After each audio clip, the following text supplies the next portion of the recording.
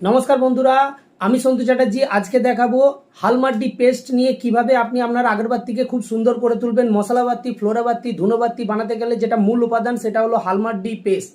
ইয়ানি কি হালমার্ডি পেস্ট কোথা থেকে পাবেন, কত দাম আছে এবং কিভাবে আপনি হালমার্ডি পেস্টকে ইউজ করবেন সম্পূর্ণ দেখাবো আজকের ভিডিওতে।